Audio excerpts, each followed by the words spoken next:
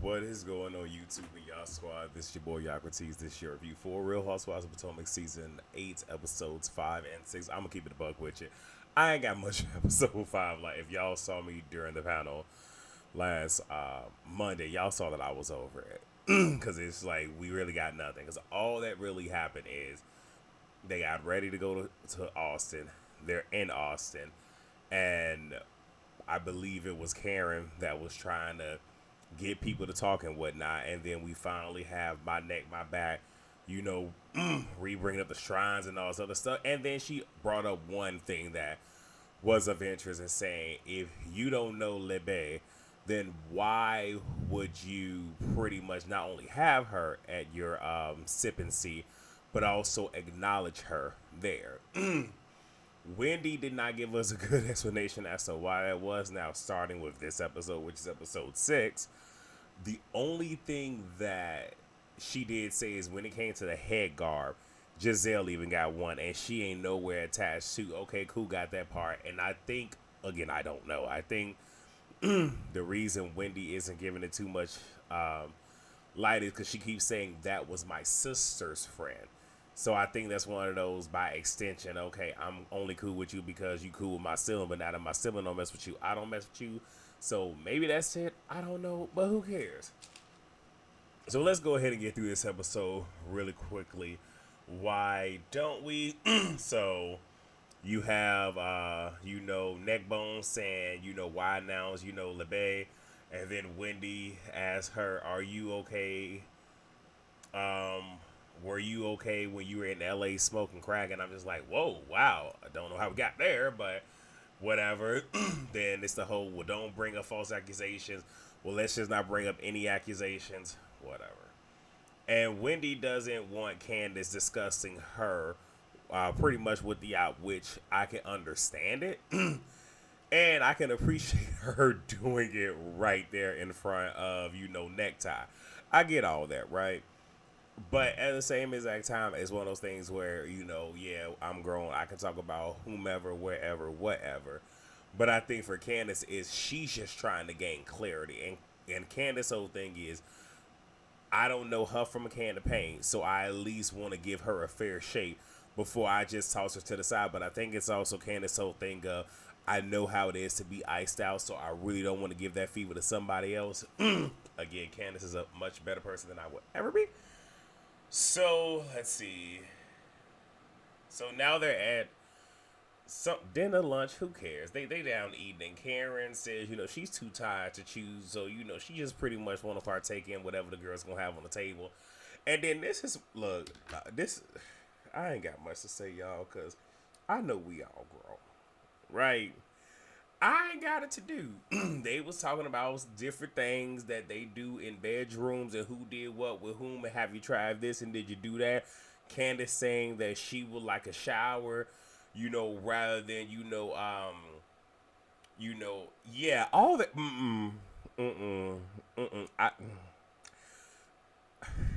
I, I didn't need to know none of this about none of these women. I really didn't. So yeah, what was next? Cause So NECA brings I guess being happy that the girls checked on her or whatnot. Wendy does not care. And brings up having kids. Obviously, Candace brings up wanting to have kids. And Robin invites the girls back to her room, which I'm pretty sure production told her to do that. Now, Karen and Giselle don't stay. Like, they're there for a minute and then leave. We know Giselle don't stay for nothing after hours. Karen, sort of kind of the same, but I was surprised Karen didn't stay. Then you have Candace wearing Robin's house slippers, which I'm just kind of like, yeah, no. And you ain't got no shoes on it? And Candace says to Robin that, what, we need to have a talk tomorrow.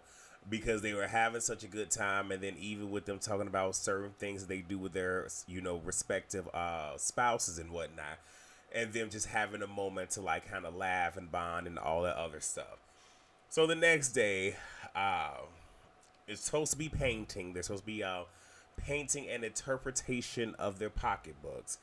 And Karen wants to know what, like, since Robin was given, this suite to share with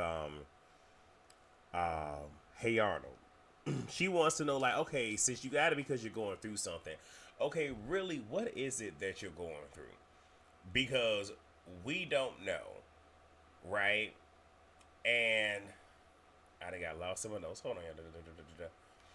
Yeah, it says that they don't know, and she only shares with a small pocket of the group, which because she does that, it divides the group.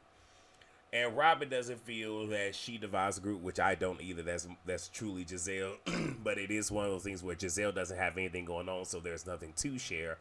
And then you have Robin with, really, we don't, none of us really care, but she has the most tantalizing thing. Actually, Candace has the most tantalizing thing, and that's the lawsuit, but she's not going to talk about it, so cool. So the next best thing is Robin, but you're not discussing it with the group. You're only discussing it with a small sector of the group, and even then, a lot of that isn't even being recorded. It's only now that you're actually being forced to have these conversations on camera. And then she says that Robin says that she only talks to those that reaches out to her. And then Candace said, okay, so what about me? Because Candace had reached out to her 2 days after Wanda was fired. So she was like, I reached out to you and there were crickets. Now, Candace, I get what you were saying and what you were doing, but on some real. Now, I'm going to read what Candace said, right? But on some real, you shouldn't have expected nothing back from Robin. Okay, I'm the type of mug where you ain't finna get it. Okay, look, if y'all look at my phone right now, where it says messages, there is still a message. There's a big red one there. I ain't even touched that message, and that person has an iPhone too, so they know I ain't even looked at the message. I saw it through the notification. I read it there, but you ain't getting that satisfaction of knowing that I know exactly. That thing is still red. In order for that person to say anything to me, it has to be in the group chat. I don't need. So I get it, but for the sake of this whole thing and trying to prove a point, what Candace wrote is, whatever else aside, I'm sorry this is happening to you. I am sorry this is happening to your family. And Robin says, after you came at me on social media, no, I'm not going to reach out to you. Duly noted, even though it ain't even that bad. It really ain't, especially with how Robin literally played in Candace's face and in essence kind of lined her up to be maligned, but ain't none of business. And then she says, she didn't even, she said, wait, no, she said that she didn't even say this to her mother, so why would she go around to any of them telling them? Well, we know why you didn't tell your mama, because your mama was probably going to sit there and tell you a lot of told you souls, but that, again, none of my business. So Karen says, you need to be held accountable. So Robin stands up because she always got to stand up, take a dominant stance and say, do you want to beat me up or something? Hold me accountable. And then she says, let's stop this because, it's my personal life. And Karen says that you brought to us. I'm sorry, that you brought us into, pretty much saying that charging us to get the tea. And her whole thing, well, you didn't have to, but it was a whole thing of, yeah, you chose to not say nothing about it, and only because you was getting blasted, and now you want to attempt to get in front of it, which you're not really doing. And then you do the stupidest thing by trying to make somebody pay for it, which if that is what really pissed Andy off. If y'all really want to know about it, so Robin says, we will have, because the girls were kind of, in essence, they were kind of ganging up on her, and it really wasn't them ganging up on her. It's just all of them had something to say, and Robin says real loudly, like, I will address it as long as pretty much y'all talk to me one-on-one. And Wendy says, so you didn't want to see no, says, why didn't we see you and your good girlfriend talk about it? Giselle says, just because you didn't see it happen doesn't mean it didn't happen. Understandable, but to Wendy's point, why wasn't it on camera? And I would have even, and if I was, I would have been like, because y'all want to sit here and have all of us tell our personal stuff on camera. But again, it is what it is. Because they can't always say on camera because it's breaking that fourth wall, right? So then Candace asks, okay, well, why not look at the DM thread? Probably gonna say Juan no longer has the messages because he cleans out his phone. I ain't got it to do because y'all know she better duh. Let me see. And then she says, if y'all want to hold me to the fire all week, you can. Now, Robin, you gonna have your breakdown. You the one that said if y'all want to. Okay, your words. So Karen talks with a spokesperson from PAVE. It's a group that is about grape juice survivors, and she happens to be one. And we did, see a flashback of her, speaking on that.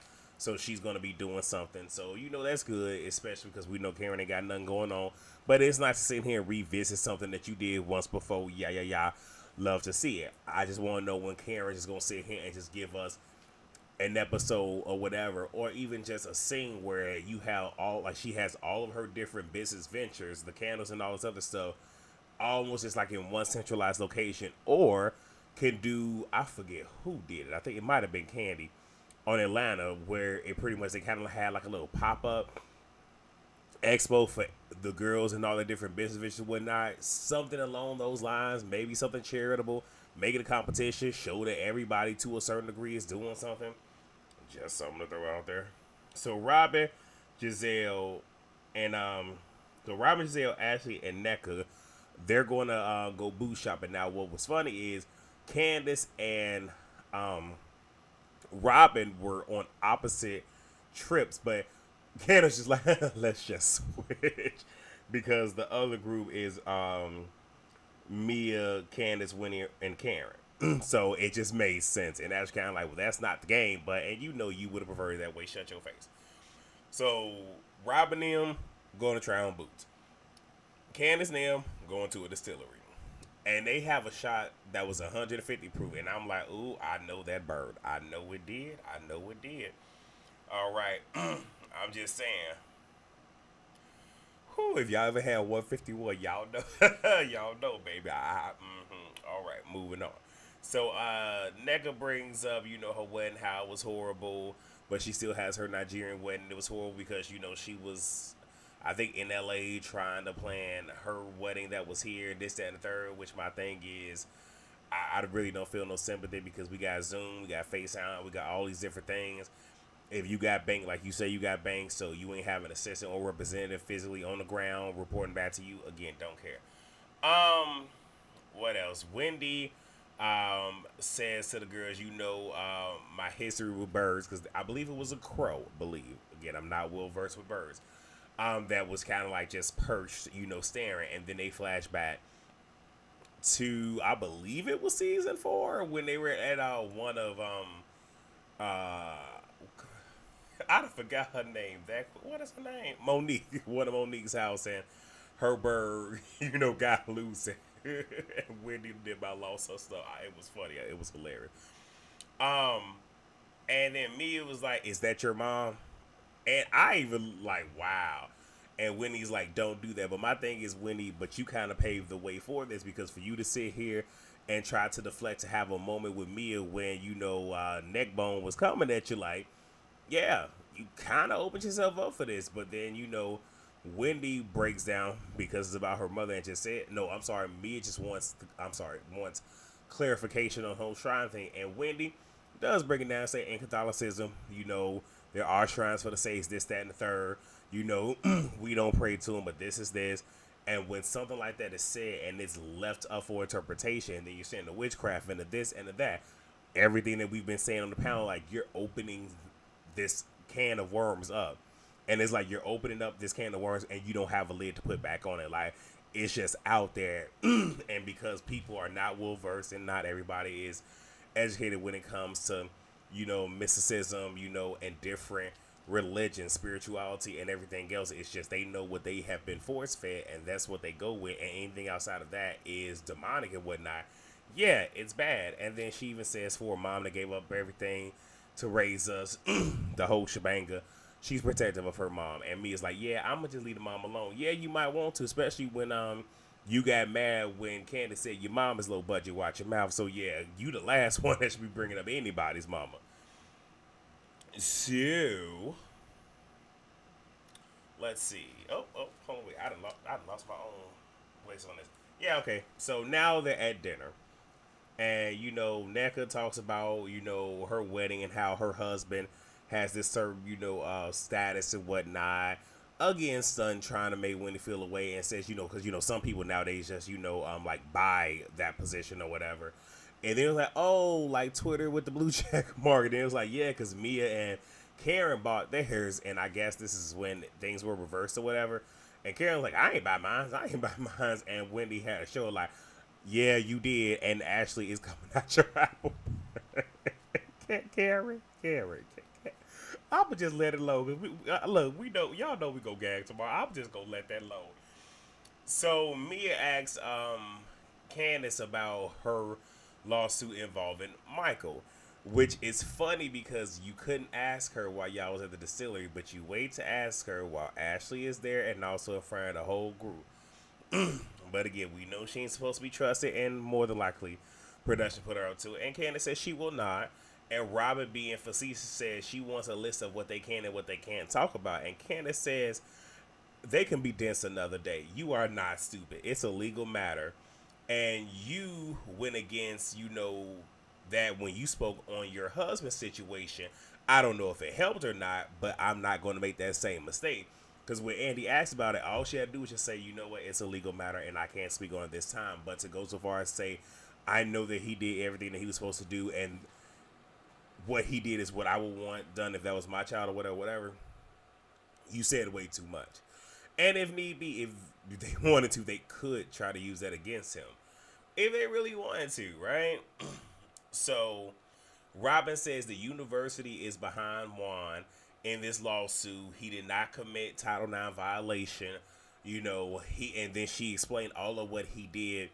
Da, da, da, da. And my thing is, if the university was behind him, it's probably one of those where, yeah, he's a sacrificial lamb, but they probably were trying to, have his back to some degree. But to sit here and air that out, because that probably was a behind closed door type of situation, and then saying what all your husband did do and da da da da, because that now could implicate people above him. Yeah, okay, it might get worse. So the conversation ends there. The girls get cleaned up. They're getting ready to go to bingo. In one van, you have Mia, Wendy, Candace, and Robin. Yeah, Mia, Wendy. And Wendy feels that they, meaning Candace and Robin, should talk to each other because they're sitting next to each other. Robin's whole thing is she doesn't like the implication that her words, could possibly be hurting, her husband. And then she begins to break down, saying that this is the worst part of what they've been going through. And this is when my stuff cut off as I was watching it, because I was doing a whole rewind type thing, missed that, so went to the actual recording just to hurry get to that part, and then it cut off right as she was. So it's probably dealing with the Title IX, but it's more than likely going to pick up from there. Chances are probably look, I know soon we're going to get the episode where we get her crying when she's the villain, and I'm here for it. Yes. But that is it. So this episode gave me a little bit more to talk about, because look, I really wouldn't have gave y'all nothing had I gave y'all the review last week. I would have, no, you would have got a long review, but I just would have been pissed and just would have just went off on everybody. So that's that. The only reason I did this review is because I thought we was going to get Robin really, really, really break it down. I'm not even going to lie to you. Had it not been for that, I would have just watched this just right before the panel to do the panel, because I haven't done my other reviews because I've just kind of taken a week off because, Hanukkah started Thursday night, and I've actually been celebrating. Actually, I celebrate way too much Thursday. That's not the point. But have been celebrating because, Hanukkah is my favorite holiday. But y'all get those reviews sometime this weekend. But yeah, so with that being said, catch us on the panel tomorrow. I believe we're going to be at Scotty's house. Please rate, come, subscribe, and share, and I will see you all tomorrow. Peace out.